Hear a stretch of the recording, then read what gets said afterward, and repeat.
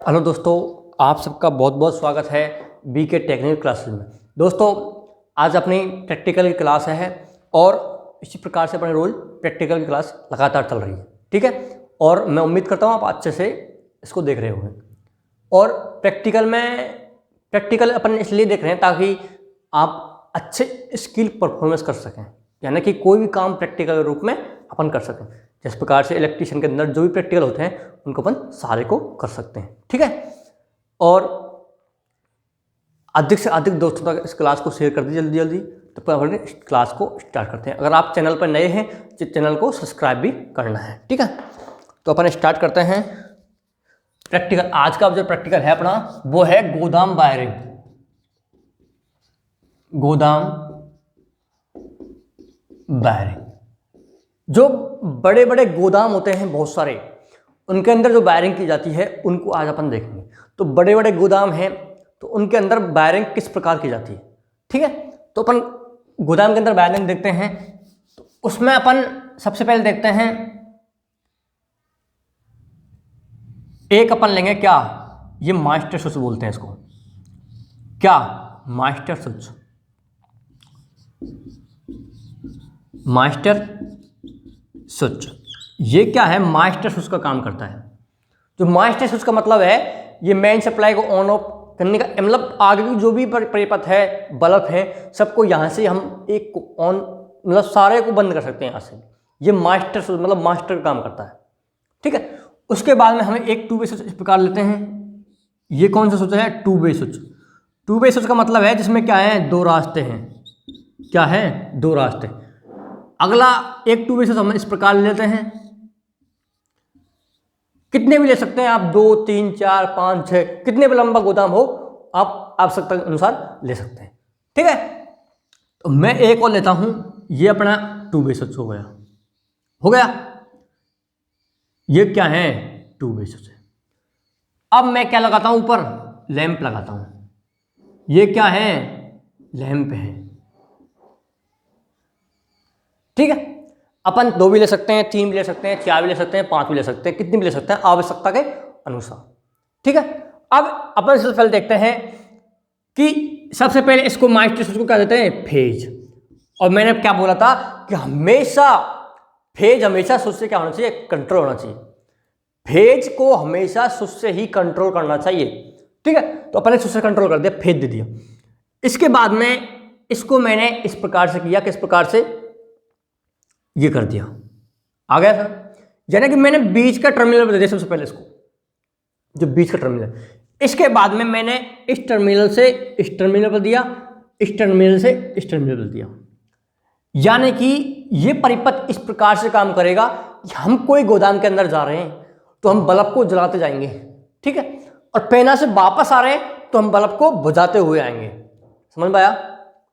यानी कि हम देख रहे हैं कि इस गोदाम के अंदर कोई माल रखा है, मतलब गोदाम, अनाज, कुछ भी रखा हुआ है, तो पहले हम यहाँ पर चेक करते हैं। उसके बाद में आगे बढ़ते जाएंगे, बल्ब को हम जलाते जाएंगे, बाद में पेना से आते जाएंगे और बल्ब को हम बुझाते भी आएंगे। ठीक है, तो इस प्रकार से अब मैं आने की यहाँ से एक बल्ब के लिए फेज देता हूँ, दे दिया। इसके बाद में इस बल्ब के लिए ये फेज दे दिया, इस बल्ब के लिए ये फेज दे दिया। इसको अच्छे से बनाते हैं थोड़ा सा अपन। ये दे दिया और इस बल्ब के लिए ये भेज दिया। यानी कि ये जो लास्ट वाला स्विच है टू वे स्विच, ये भी टू वे स्विच है और ये भी टू वे स्विच है। ये क्या है? दोनों बल्ब का काम कर रहा है, क्योंकि आगे और भी बल्ब हम लगा सकते हैं, और भी स्विच लगा सकते हैं। अगर और स्विच लगाऊंगा तो बल्ब और बड़ा से चल जाएंगे, कितना भी लंबा गोदाम हो। अब इन सब के लिए मैं क्या देता हूं? न्यूट्रल दे देता हूं। ये दे दिया मैंने, क्या दे दिया? न्यूट्रल दे दिया। दे दिया न्यूट्रल, सब बल्ब के लिए क्या पहुंच गया? अब ये न्यूट्रल पहुंच गया। ठीक है, ये क्या है? L1 है, ये L2 है, ये L3 है और ये L4 है। यानी कि लैंप 1 है, लैंप 2 है, लैंप 3 है और लैंप 4 है। अब ये हमारा डायग्राम बन गया, लेआउट डायग्राम। इसको हम किसी कागज पेज पर बना सकते हैं। बनाने के बाद में हम इस प्रकार से इसकी वायरिंग करेंगे। हमको कितने लैंप की आवश्यकता है? 4, और टू वे स्विच की आवश्यकता है 3, और एक है मास्टर स्विच। अगर हमारा गोदाम बहुत काफ़ी लंबा है तो हम और भी स्विच व लैंप जोड़ सकते हैं। अब देखते हैं हम सबसे पहले ये कार्य किस प्रकार से करता है। ठीक है, माना कि ये 2 वे स्विच सारे हैं क्या हैं, ऊपर की स्थिति में है सारे, किसी न किसी स्थिति में तो होंगे, सारे ऊपर की स्थिति में। सबसे पहले माना कि मैंने इसको चालू कर दिया चालू, मास्टर स्विच को मैंने क्या किया, चालू किया सबसे पहले। तो मास्टर स्विच से सप्लाई हमारी फेज कहां पहुंच गया, इस बीच वाले टर्मिनल पर पहुंच गया। बीच वाले टर्मिनल पर पहुंचते ही हमारा क्या है, स्विच 1 वाला चालू हो गया।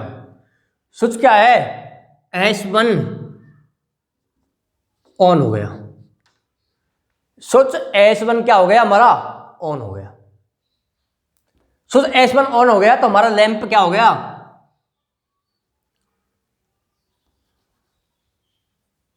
L ऑन हो गया।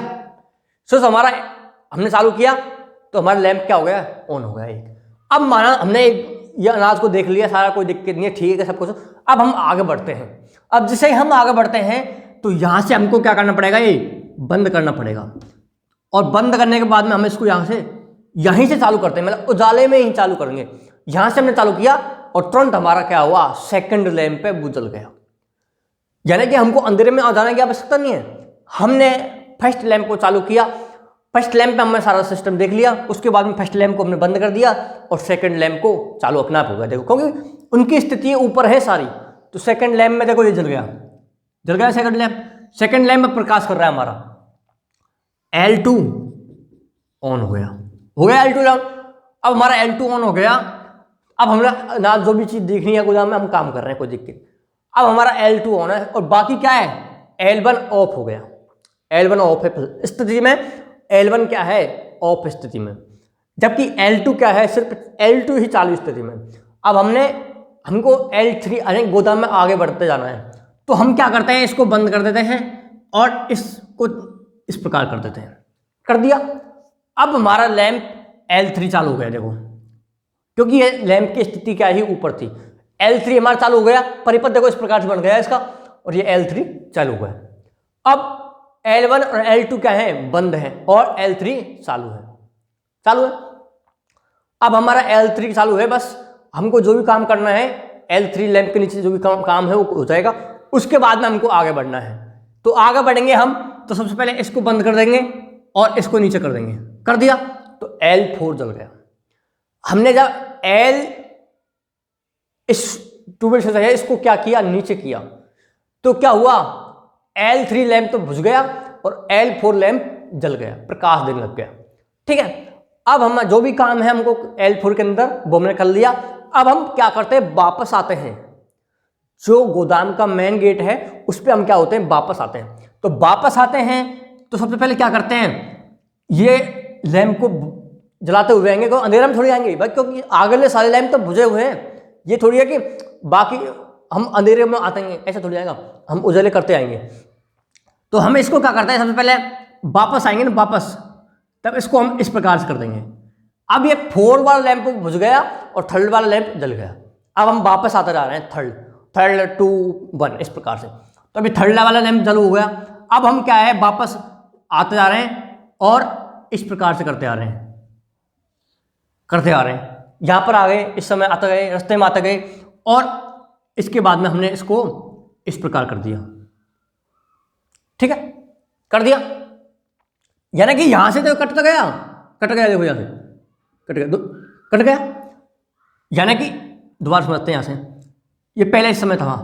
ठीक है, अब हमने पहले क्या किया, इसको ऊपर कर दिया और ये लैंप जल गया। हम वापस आता जा रहे हैं, हमने इसको नीचे किया और हमने इसको ऊपर कर दिया, ये लैंप क्या हो गया, जल गया। ठीक है, अब कौन सा, ये तो बुझ गया बाकी के, और ये जो लैंप है ये क्या हो गया, जल गया। कौन सा, L1। बाकी सब पीछे गए, बुझते हुए आ गए और हम L1 पे आप पहुंचे। उसके बाद में हमने यहाँ से मास्टर स्विच को ऑफ कर दिया ऑफ। ठीक है, अब इनकी स्थिति सारों के ऊपर ही रह गई, ऊपर ही है सारों की स्थिति। ठीक है, अब हमने क्या हुआ, मेन स्विच को ऑफ कर दिया, हम बाहर निकल आए। अब हमारा परिपथ इस प्रकार से काम करता है, आगे समझ में। हम भीतर जाते हैं तो लैंप को जलाते हुए जाते हैं, और वापस आते हैं तो लैंप को बुझाते हुए आते हैं, एक एक लैंप को जलाते हुए छाछ में बुझाते हुए आते हैं। ठीक है, ओके। इस प्रकार से ये परिपथ काम करता है।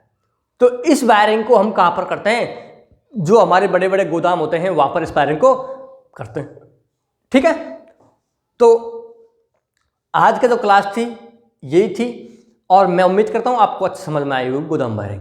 आप इस प्रकार की वायरिंग कहीं पर भी कर सकते हैं, कोई भी पैनल बोर्ड है मतलब इस प्रकार का, तो आप वहीं पर भी कर सकते हैं और आप वायरिंग अच्छे से कर सकते हैं। आपको समझ में आया होगा किस प्रकार से लैंप काम करते हैं और किस प्रकार से बुझते हैं, किस प्रकार से स्टार्ट होते हैं। ठीक है, और क्लास अच्छी लगी हो तो क्लास को लाइक करना है और अधिक से अधिक दोस्तों तक शेयर भी करना है। इनका कोई चार्ज नहीं है, आप फ्री में पढ़ो आराम से, कोई टेंशन नहीं। ठीक है, ओके, बाय।